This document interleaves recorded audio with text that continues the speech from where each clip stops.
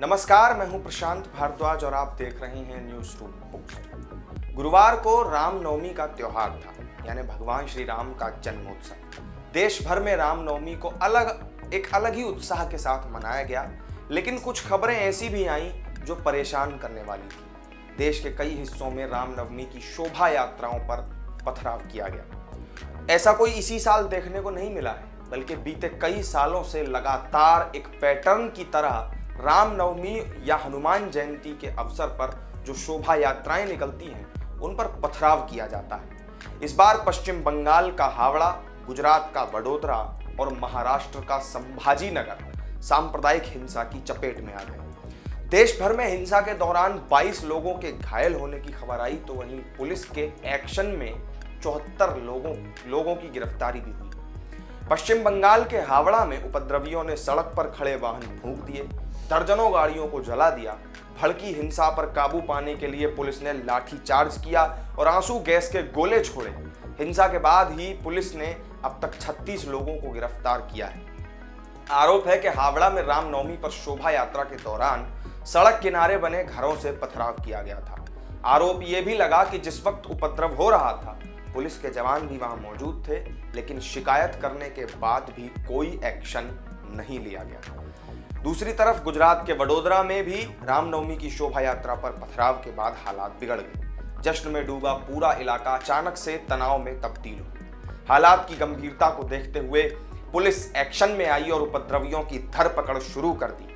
देर रात तक उपद्रवियों की धरपकड़ जारी रही और पुलिस की टीम लगातार कॉम्बिंग करती रही। पुलिस ने 22 लोगों को इस मामले में गिरफ्तार किया और रात भर फ्लैग मार्च चलता रहा।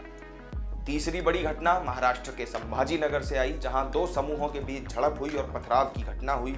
उपद्रव के बाद पुलिस अलर्ट मोड में आ गई और रामनवमी पर शोभा यात्रा के दौरान ड्रोन से निगरानी की गई।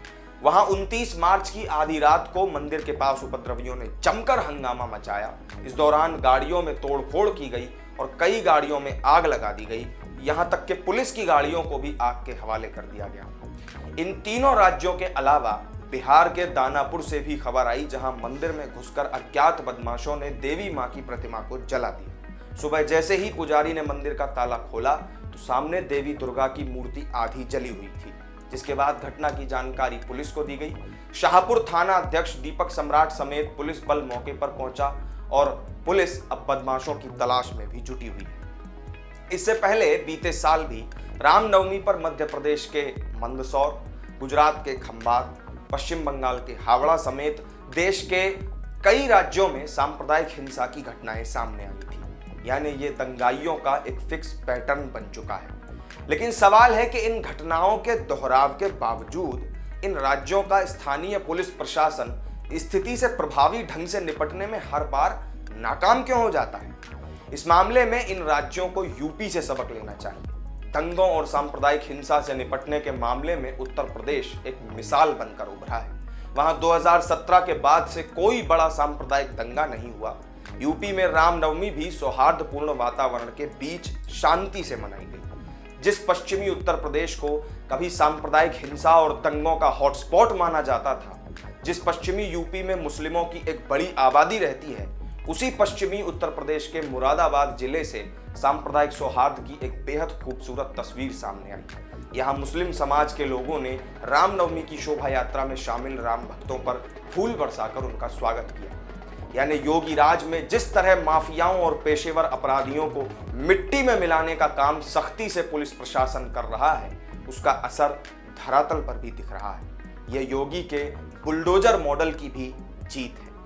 रामनवमी पर सांप्रदायिक हिंसा की इन घटनाओं को एक सोची समझी साजिश के तहत अंजाम दिया जाता है। लिहाजा जरूरत है तो इस साजिश को समय रहते डिकोड करके ऐसे तत्वों को उनके सही ठिकाने तक पहुंचाने की। तो इस वीडियो में मेरे साथ फिलहाल इतना ही।